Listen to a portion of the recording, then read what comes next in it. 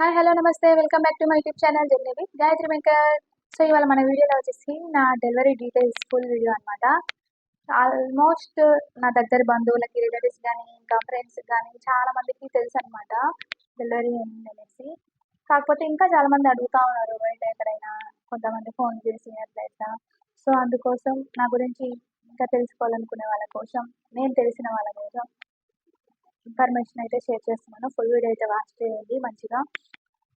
So, second pregnancy, second delivery అయిపోయింది. Delivery కూడా normal డెలివరీనే అయింది. అండ్ సెకండ్ టైమ్ కూడా బాబునే పుట్టాడు మళ్ళీ.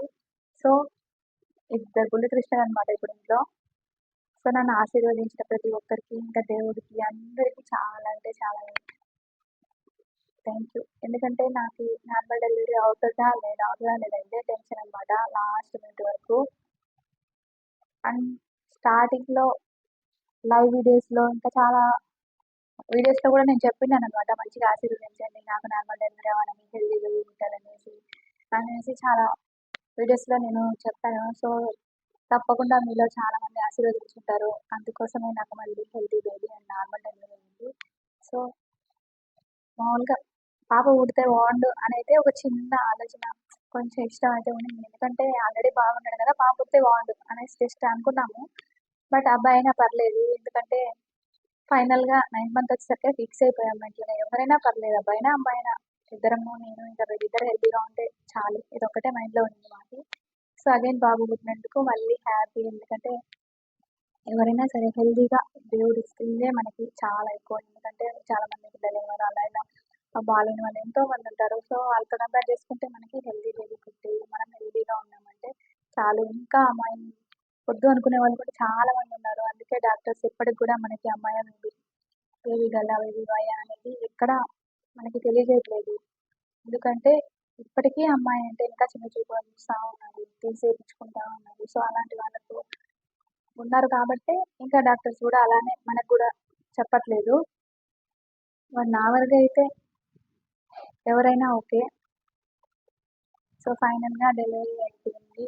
అండ్ ఇంకొక విషయం ఏంటంటే నన్ను ఇంకా చాలామంది అడుగుతూ ఉన్నారనమాట. ఫస్ట్ ప్రెగ్నెన్సీ టైంలోనే మీకు నార్మల్ డెలివరీ అయింది కదా! ఇప్పుడు ఇంకా సెకండ్ ప్రెగ్నెన్సీ నుంచి వీడియోస్ చేస్తున్నప్పుడు నన్ను కొంతమంది అడుగుతా ఉన్నారనమాట. ఫ్రెండ్స్ గానీ, లేకపోతే ఇంకా ఎవరైనా తెలిసిన వాళ్ళు గానీ.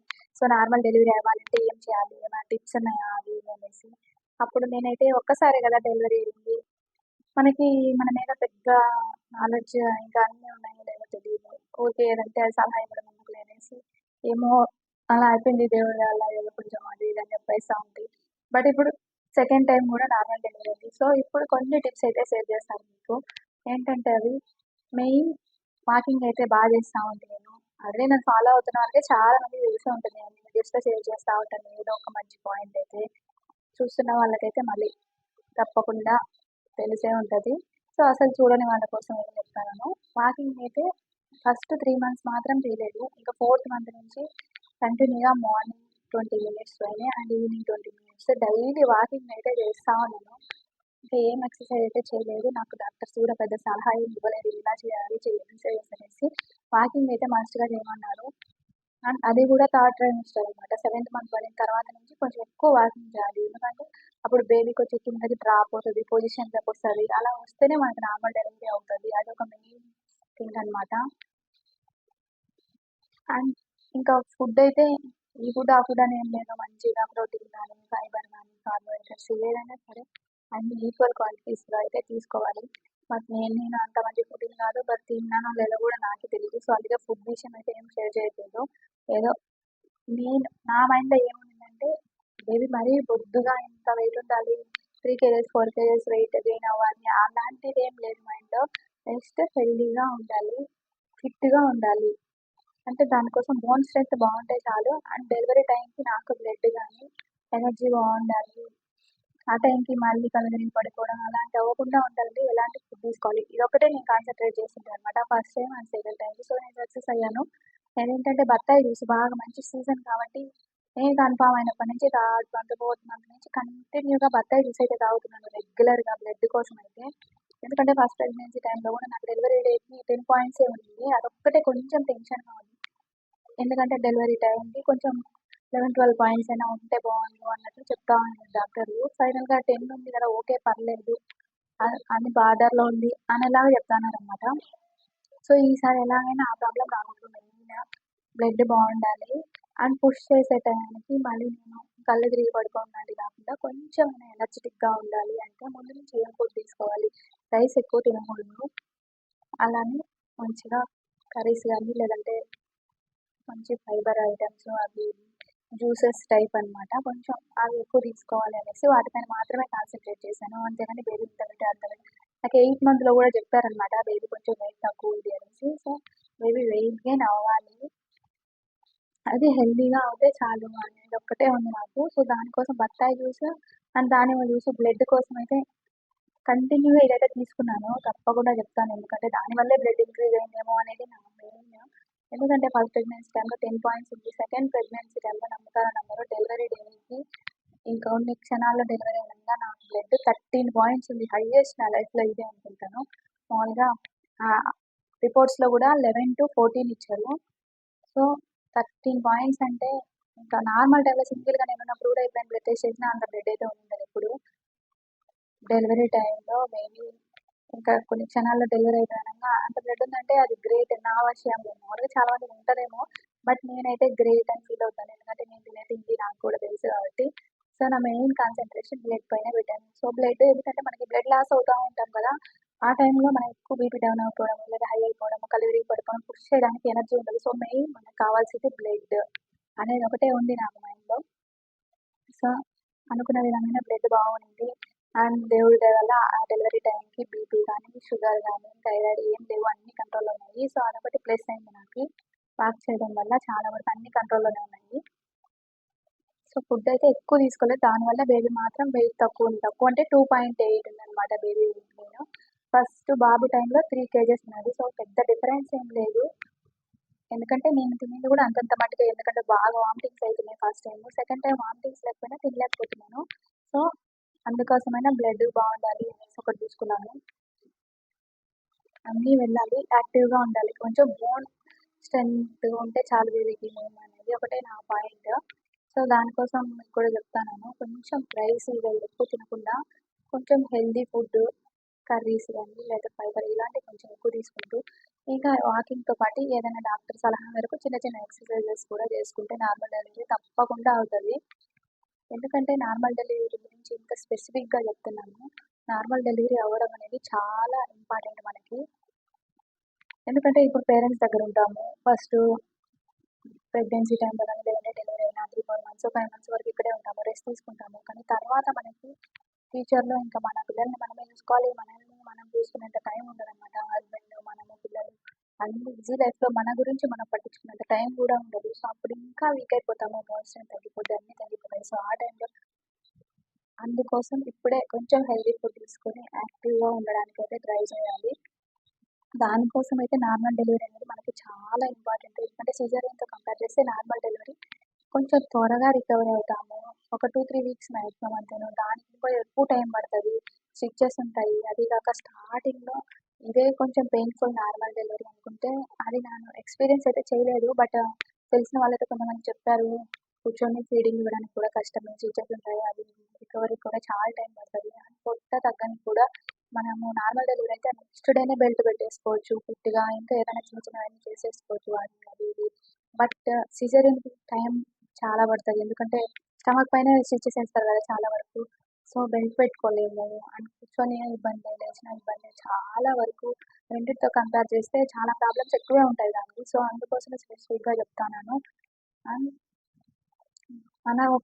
మన గురించే కాదు పిల్లలకు కూడా నార్మల్ డెలివరీ అయిందంటే వాళ్ళు అది న్యాచురల్ థింగ్ అనమాట, న్యాచురల్ ప్రాసెస్. మన అమ్మ వాళ్ళకి అందరికి నార్మలే అనేది, ఎందుకంటే నార్మల్ డెలివరీ అయినప్పుడు సిజేరియన్తో కంపేర్ చేస్తే సిజేరియన్ డైరెక్ట్గా ఇలా స్టమక్ పై నుంచి ఇట్లా కుట్లు అవి వేసేసి తీసిస్తారు కట్ చేసి, బట్ సిజేరియన్ కాకుండా నార్మల్ డెలివరీ అయితే అలా కాదు, వాళ్ళు ఎన్నో స్ట్రగుల్స్ ఫేస్ చేస్తూ చూస్తూ బయటకు వస్తారు.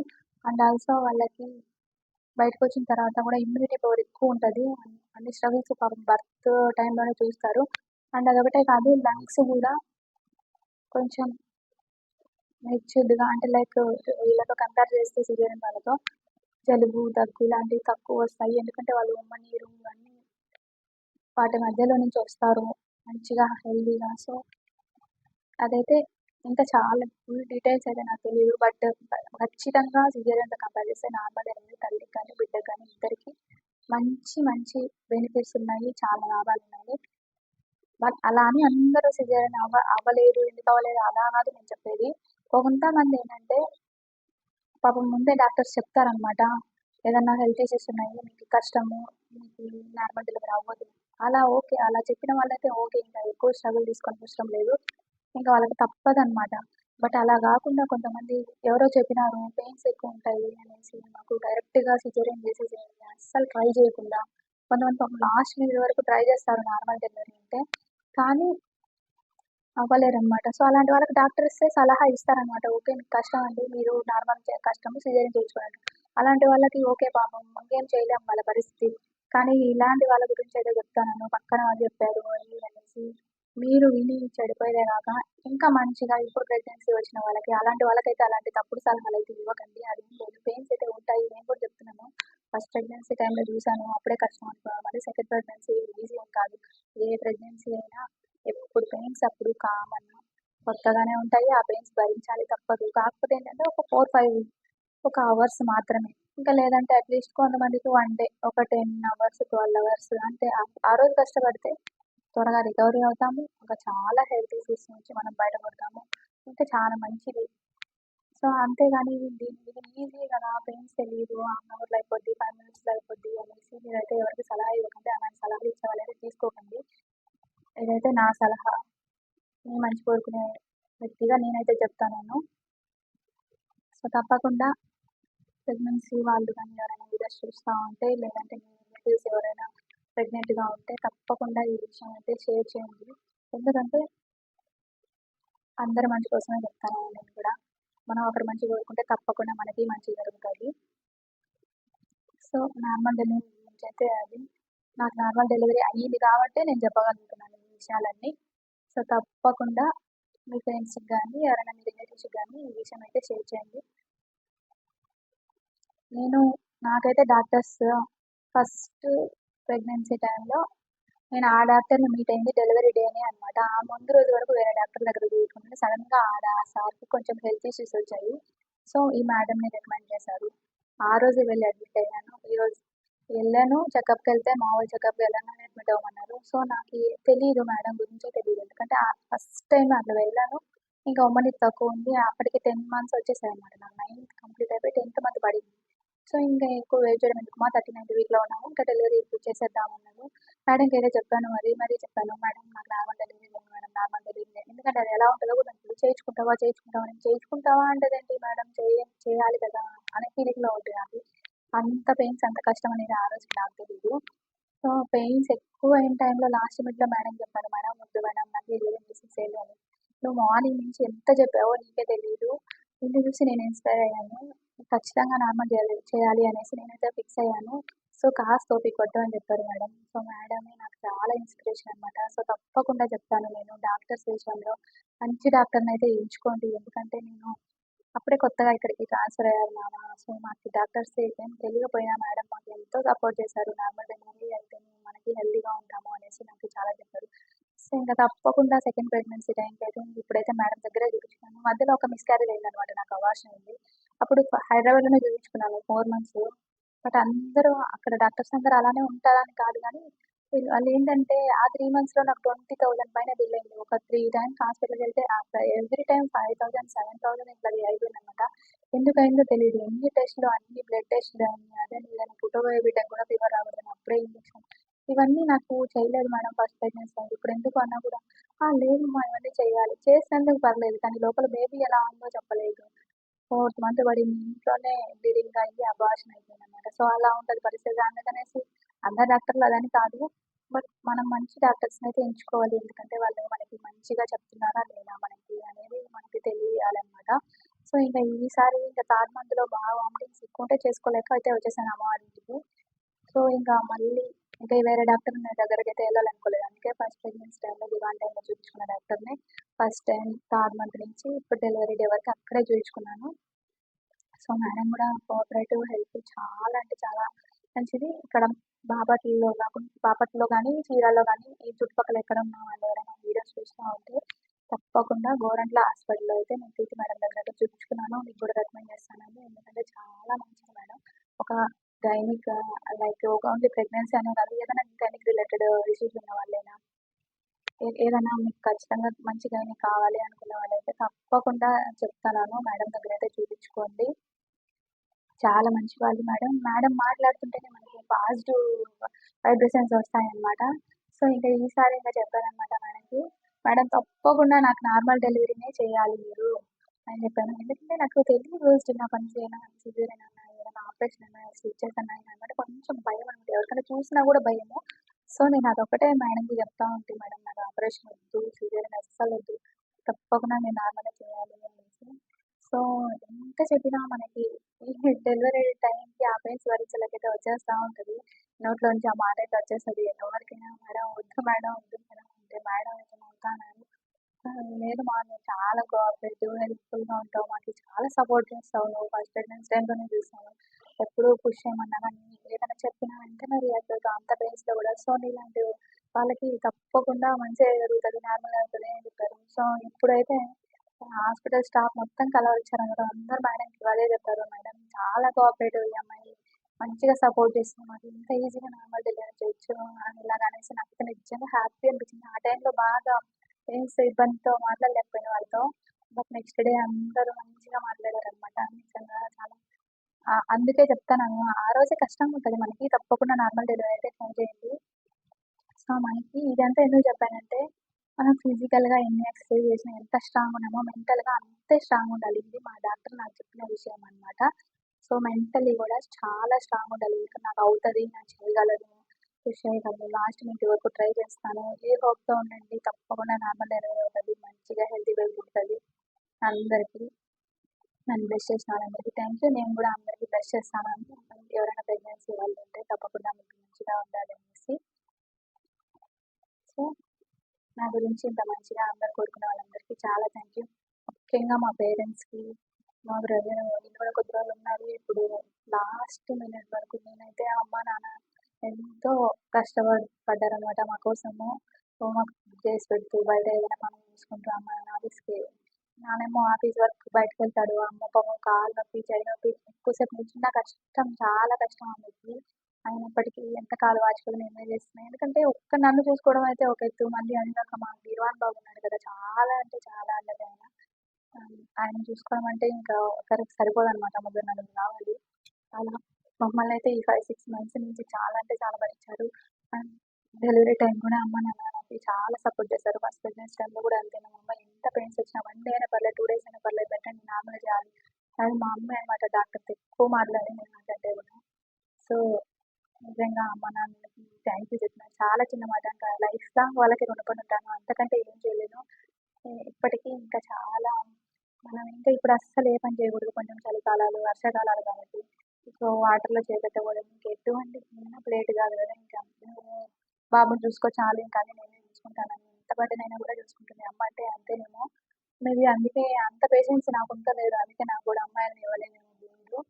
సో, నిజంగా చాలా పేషెన్స్ ఉండాలి మనకి.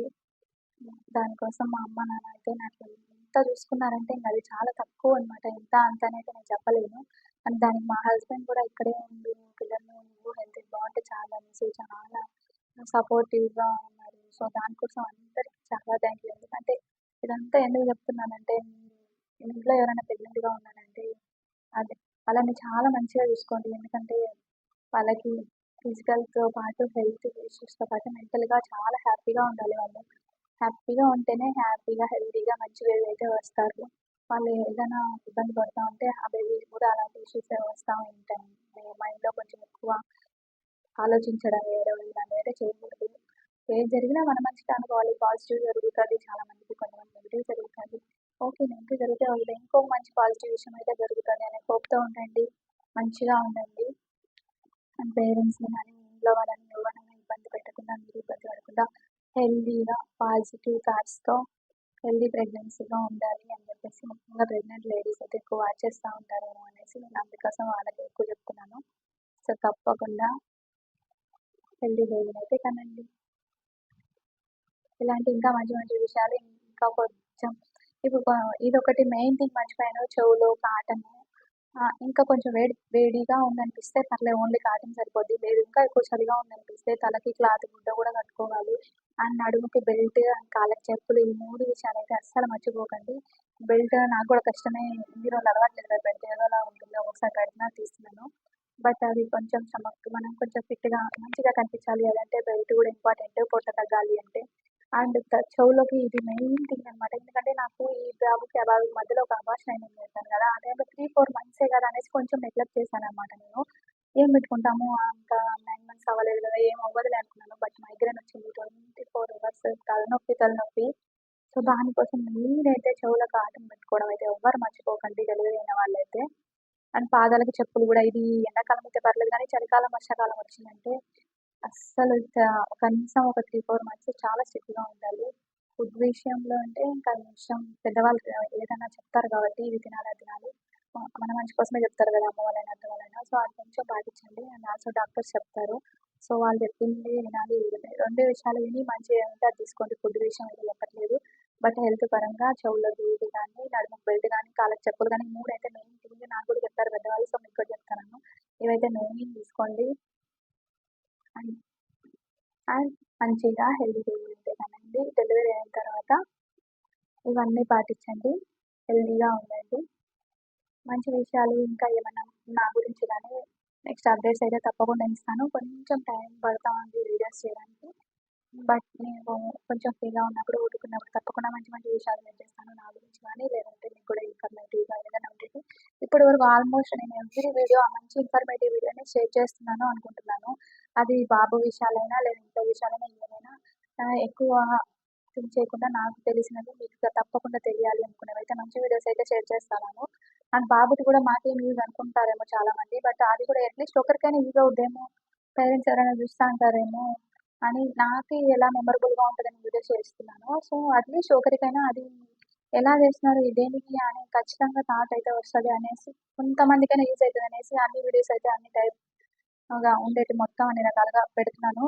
సో, తప్పకుండా నచ్చితే వాచ్ చేయండి. నచ్చకపోతే వదిలేసేయండి. బ్యాడ్ కామెంట్స్ చేయకండి. మీకు నచ్చితే తప్పకుండా మంచి కామెంట్స్ అయితే చేయండి. నచ్చకుంటే అసలు వదిలేసేయండి కంప్లీట్‌గా. సో, నా గురించి ఇంకా తర్వాత అప్డేట్స్ ఫీడింగ్ కానీ, ఏమేమి తింటాను, ఎలా ఏంటి, ఇంకా మంచి విషయాలు, హెల్త్ ఇష్యూస్ గురించి కానీ మంచి విషయాలైతే షేర్ చేస్తాను. తప్పకుండా నా వీడియోస్ అయితే వాచ్ చేస్తా ఉండండి. ఎవరైనా ఫస్ట్ టైం నా వీడియోస్ చూస్తా ఉంటే డెఫినెట్‌గా లైక్ చేయండి. మీ ఫ్రెండ్స్‌కి షేర్ చేయండి. ఇంకా మంచి ఇన్ఫర్మేటివ్ వీడియోస్ కోసం అయితే నా ఛానల్ సబ్స్క్రైబ్ చేసుకొని ఉంచుకోండి. జర్నీ విత్ గాయత్రి వెంకట్ ఛానల్‌ని. Thank you for watching.